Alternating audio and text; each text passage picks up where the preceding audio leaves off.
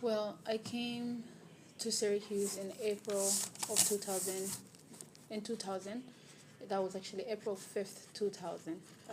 It was just there was little snow on the ground, and that was the first time I ever experienced or saw snow at all.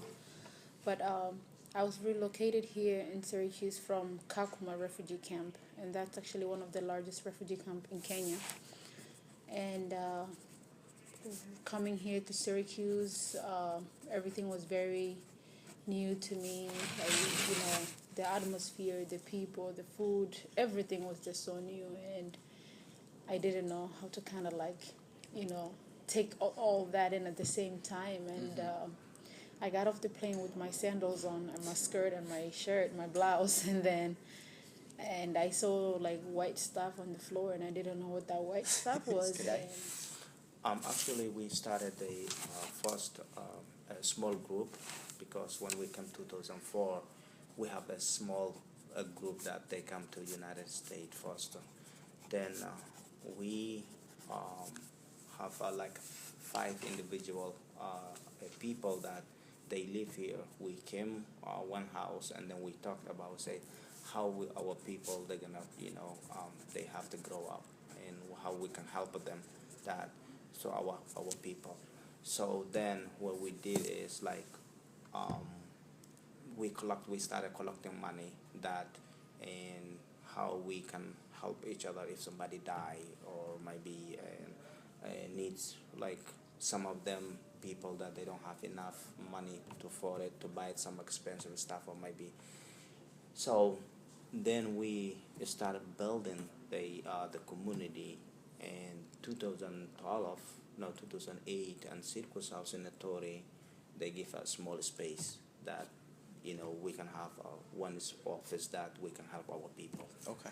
So that is how we find the community. Whatever it may be, they just they get scared or they try to make them think that it's something that it's not. Obviously, there's some fears or there's some things that go on, but it's a much smaller percentage than they make it out to be. They think that you're gonna walk down here and the second you cross it, you're gonna get shot or you're gonna die or something. Oh my God. It's ridiculous.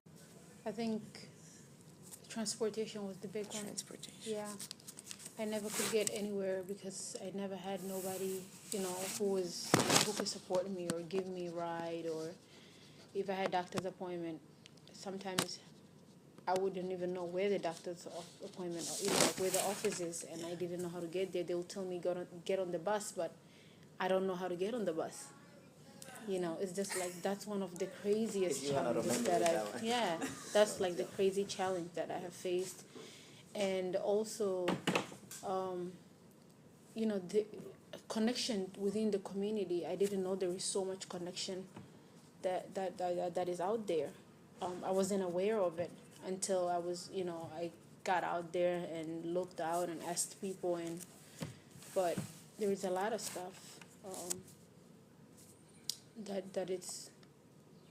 that made me struggle most. But I think that was the transportation was the main thing. Okay.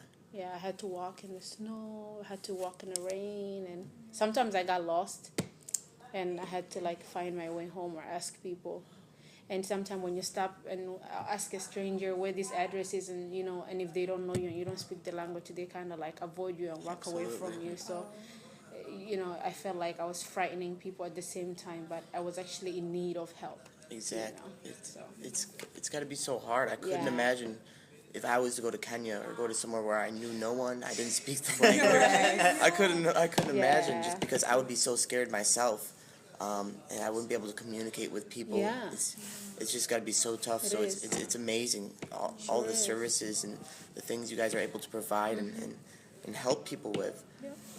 And so you came here last year, and so you've been helping. You're a job developer, but you do everything. / everything. So what does everything entail? When you come here, when you come to work, what does your day look like? My day. Is it different every day? My day, it's not different every day. I think my day is the same every day because I basically kind of do the same thing, except sometimes I'll do something different. Like this morning when I got in here, I had a lady who wanted me to call DSS because she lost her benefit card. So that's not in my job field. If you think about it, like, that's public assistance.